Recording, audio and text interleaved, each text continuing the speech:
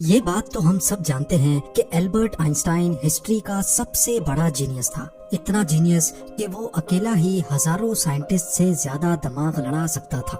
جو چیز ہم انسان سمجھنا تو دور کی بات سوچ بھی نہیں سکتے، وہ آئنسٹائن نے سوچی بھی، سمجھی بھی اور اس کو پوری دنیا کے لیے آسان بھی بنایا۔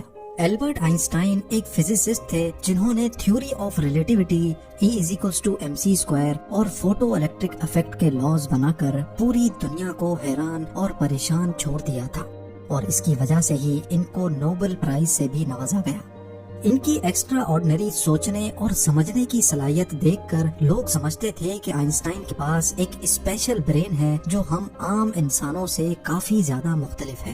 اس بات کا خود آئنسٹائن کو بھی اندازہ تھا، اسی وجہ سے وہ نہیں چاہتے تھے کہ مرنے کے بعد ان کی باڈی کے کسی بھی حصے پر ریسرچ کی جائے، بلکہ انہوں نے تو یہ انسٹرکشنز دے رکھی تھی کہ مرنے کے بعد ان کی باڈی کو جلا کر راکھ کر دیا جائے۔ لیکن پھر وہی ہوا جس کا آئنسٹائن کو ڈر تھا۔ 18 اپریل 1955 کو پرنسٹن ہاسپٹل میں جب آئنسٹائن کا انتقال ہوا تو آٹوپسی کے لیے یعنی موت کی وجہ جاننے کے لیے جو ڈاکٹر آیا اس نے چپکے سے آئنسٹائن کا برین نکال لیا، کیونکہ اس کو یہ جاننے کی کیوریوسٹی تھی کہ دنیا کے سب سے بڑے جینیس کے برین میں آخر ایسا ہے کیا۔ ناظرین، آئنسٹائن کا برین چرانے والے ڈاکٹر تھامس ہاروی تھے، جن کو اپنے ساتھ ہونے والے انجام سے زیادہ اس اسپیشل برین کو اسٹڈی کرنے میں دلچسپی تھی۔ کچھ دنوں کے بعد جب پرنسٹن ہاسپٹل کو ڈاکٹر ہاروی کی اس حرکت کا پتہ چلا تو ان کو اپنی جاب سے ہاتھ دھونا پڑا، لیکن ڈاکٹر ہاروی آئنسٹائن کے بیٹے ہنس البرٹ سے جیسے تیسے کر کے یہ پرمیشن لینے میں کامیاب ہو گئے کہ وہ اس کے باپ کے اسپیشل برین کے اندر چھپے رازوں سے پردہ اٹھا کر اس کو دنیا کے سامنے لانا چاہتے ہیں۔ اس دن کے بعد سے شروع ہوا اس برین کا ایک لمبا ترین سفر۔ ڈاکٹر ہاروی ایک پیتھولوجسٹ تھے جو صرف پوسٹ مارٹم کرنا جانتے تھے۔ یہ ان کا صرف خیال تھا کہ وہ اتنے بڑے جینیس کے برین پر ریسرچ کر پائیں گے۔ اب کنڈیشن یہ تھی کہ ڈاکٹر ہاروی پرنسٹن ہاسپٹل کی جاب سے بھی ہاتھ دھو بیٹھے تھے اور اپنے پیتھولوجسٹ کا عہدہ بھی۔ آئنسٹائن کا برین جو پہلے ہی ڈاکٹر ہاروی پریزرو کر چکے تھے، وہ اس کو لے کر پینسلوینیا کے شہر فیلاڈیلفیا لے گئے، جہاں انہوں نے برین کی کئی فوٹوز لیں اور پھر اس کو 240 چھوٹے چھوٹے پیسز میں کاٹ کر ہر پیس کو الگ الگ جار میں پریزرو کر کے اپنی بیسمنٹ میں چھپا دیا۔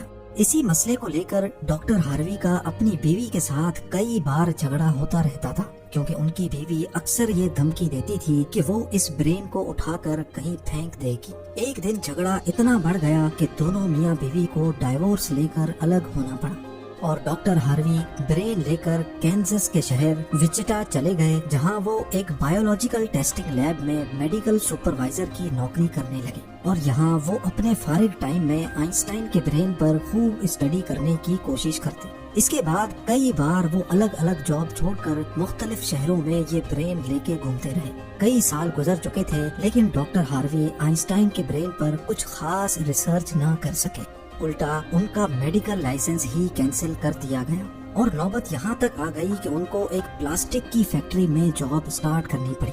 تبھی انہوں نے پہلی بار ایک اچھا فیصلہ کیا کہ وہ ان کے برین کے الگ الگ حصوں کو دنیا بھر کے بیسٹ نیورو پیتھولوجسٹ کے پاس ڈیٹیلڈ ریسرچ کے لیے بھیجیں گے، لہٰذا انہوں نے ایسا ہی کیا۔ 1955 میں برین چوری ہونے کے 30 سالوں کے بعد یعنی 1985 میں پہلی بار آئنسٹائن کے برین پر ایک اسٹڈی پبلش کی گئی۔ اس کے بعد اگلے 28 سالوں تک اس جینیس برین پر دنیا بھر کے نیورو پیتھولوجسٹ نے کئی اسٹڈیز پبلش کی، جن میں بتایا گیا کہ آئنسٹائن کا برین عام انسان کے برین سے کافی ڈیفرنٹ تھا۔ سب سے بڑا ڈیفرنس برین کے کارپس کیلوسم نامی حصے میں پایا گیا۔ اب یہاں یہ جاننا ضروری ہے کہ انسانی برین 2 الگ الگ حصوں میں ڈیوائیڈڈ ہوتا ہے۔ انسان جو بھی کام کرتا ہے وہ برین کے ایک حصے میں پہلے پروسیس ہوتا ہے، اور پھر برین ہمارے جسم کے اس حصے کو سگنل دیتا ہے۔ لیفٹ برین ہمارے جسم کے رائٹ حصوں کو کنٹرول کرتا ہے، جبکہ رائٹ برین ہمارے جسم کے لیفٹ حصے کو کنٹرول کرتا ہے۔ اس کے علاوہ 90% انسانوں کا لیفٹ برین بولنے، سمجھنے، میتھمیٹیکل کیلکولیشنز اور رائٹنگ یعنی لکھنے کے دوران کام کرتا ہے، جبکہ رائٹ برین کے پاس کریٹیوٹی، شیپس کو پہچاننے، آرٹ اور میوزیکل اسکلز کی ذمہ داری ہوتی ہے۔ اب آپ بھی یہ سوچ رہے ہوں گے کہ اس سب میں کارپس کیلوسم کا کیا کام ہے۔ فرض کر لیں کہ آپ کی بورڈ پر ٹائپنگ کر رہے ہیں یا پھر موبائل فون پر. اس دوران ہمارے دونوں ہاتھ ٹائپنگ کرنے میں بزی ہیں. کچھ الفابیٹس ہمارا سیدھا ہاتھ ٹائپ کر رہا ہے تو کچھ الٹا ہاتھ. ٹائپنگ کے دوران آپ کے لیفٹ ہینڈ سے ایک مسٹیک ہوئی تو آپ نے فوراً اپنا رائٹ ہینڈ استعمال کر کے اس مسٹیک کو اریز کیا. تو اس کا مطلب یہ ہوا کہ جب ہمارے رائٹ برین سے مسٹیک ہوئی تو اس نے لیفٹ برین کو فوراً سگنل دے کر وہ مسٹیک ٹھیک کروائی. برین کے دونوں حصے آپس میں جس چیز کے تھرو کمیونیکیٹ کرتے ہیں اس کو کارپس کیلوسم کہا جاتا ہے. اور آئنسٹائن کا کارپس کیلوسم عام انسانوں کے مقابلے میں کچھ زیادہ ہی بڑا تھا. یعنی ان کا لیفٹ اور رائٹ برین کا آپس میں بہت اسٹرانگ کنیکشن تھا، جس کی وجہ سے آئنسٹائن ایک ہی وقت میں کافی کمپلیکس پرابلمز اور سچویشنز کو امیجن کر سکتے تھے. کارپس کیلوسم کے بڑے ہونے کے علاوہ آئنسٹائن کے برین کا پیٹرن بھی عام انسانوں سے کافی مختلف تھا، اور ریسرچرز کا ماننا ہے کہ اس کی وجہ سے برین میں نیورونز کا فلو کافی بہتر تھا. نیورونز کے اچھے فلو ہونے کا مطلب ہے کہ ان کی میتھمیٹیکل کیلکولیشنز کی پاور کافی زیادہ اسٹرانگ تھی. Albert Einstein complex mathematical problems کو بغیر پین اور پیپر کے اپنے دماغ کی مدد سے ہی سالو کرنے کی قابلیت رکھتے تھے.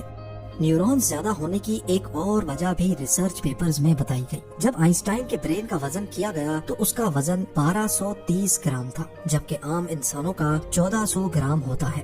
ریسرچرز کا ماننا ہے کہ ان کے برین کی لائننگ کافی پتلی تھی، جس کی وجہ سے ان میں زیادہ نیورونز پائے جاتے تھے. لیکن سب سے بڑا سوال ابھی بھی وہی تھا کہ کیا آئنسٹائن ایسے اسپیشل برین کے ساتھ پیدا ہوئے تھے یا ان کے پیدا ہونے کے بعد اس میں چینجز آئی. جانچ کے بعد معلوم پڑا کہ البرٹ آئنسٹائن جب پیدا ہوئے تھے تو وہ پورے 5 سالوں تک بول نہیں سکتے تھے، جبکہ دوسرے بچے 2 یا 3 سال کی عمر میں بولنا شروع کر دیتے ہیں. جب انہوں نے بولنا شروع بھی کیا تب بھی وہ زیادہ بولنا پسند نہیں کرتے تھے، بلکہ ہمیشہ اپنی سوچوں میں ہی گم رہتے تھے. ان کے پاس چیزوں کو میمورائز کرنے کی پاور کافی کم تھی، یہاں تک کہ ان کو سمپل میتھس کے ٹیبل بھی یاد کرنے میں مشکل ہوتی تھی.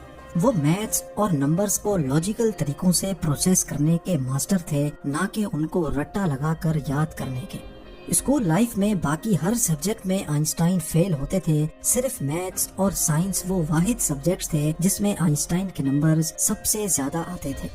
جب البرٹ آئنسٹائن 12 سال کے تھے تب ایک فیملی ٹیچر اپنی جیومیٹری کی بک ان کے پاس بھول گئے. حیرت انگیز طور پہ صرف ایک ہی دن میں آئنسٹائن وہ پوری بک پڑھ کر اپنے جیومیٹری کے کانسیپٹس کلیئر کر بیٹھے. نہ صرف اتنا بلکہ صرف 14 سال کی عمر میں ہی وہ انٹیگرل اور ڈفرینشیل کیلکولس کے ماسٹر بن چکے تھے. میتھس اور سائنس میں ان کی اتنی اسٹرانگ گرپ تھی کہ جب وہ کلاس روم میں کوئی سوال پوچھنے کے لیے ہاتھ کھڑا کرتے تھے تو پروفیسرز گھبرانے لگتے تھے، کیونکہ آئنسٹائن کے اکثر سوال ٹیچرز کے بھی اوپر سے گزر جاتے تھے. چھوٹی سی عمر میں ہی وہ اس یونیورس کے لاز کو ایک چھوٹی سی ایکویشن میں بند کرنا چاہتے تھے، اور یہی انہوں نے اپنی زندگی کا مقصد بنا لیا تھا. 26 سال کی عمر میں آئنسٹائن نے 4 ریسرچ پیپرز پبلش کر کے پوری دنیا کو حیران کر ڈالا، اور اسی وجہ سے ان کو PhD کی ڈگری اور ہیومینٹی کے لیے اعلیٰ کردار ادا کرنے کی صورت میں نوبل پرائز سے بھی نوازا گیا. اس کا اندازہ آپ صرف اس بات سے لگا لیں کہ آج بھی آئنسٹائن کی ان تھیسس کے بنا سائنس بالکل ادھوری ہے. کئی ڈاکٹرز اور سائنٹسٹ نے یہ نتیجہ نکالا کہ آئنسٹائن کا برین ان کے پیدا ہونے کے بعد اسپیشل بنا تھا، جس کی سب سے بڑی وجہ یہ تھی کہ جب ان کو اپنے سوالوں کا کوئی جواب نہیں ملتا تھا تو وہ خود اپنے دماغ کی مدد سے جواب تلاش کیا کرتے تھے. چھوٹی عمر میں ہی ایسا کرنے سے ان کا برین اسی حساب سے ڈیولپ ہوتا گیا. آج بھی آئنسٹائن کا یہ ایکسٹرا آرڈنری برین امریکہ میں واقع دی مٹر میوزیم میں موجود ہے، جس کو بڑی حفاظت سے مائکروسکوپک فلمز میں پرزرو کر کے رکھا گیا ہے.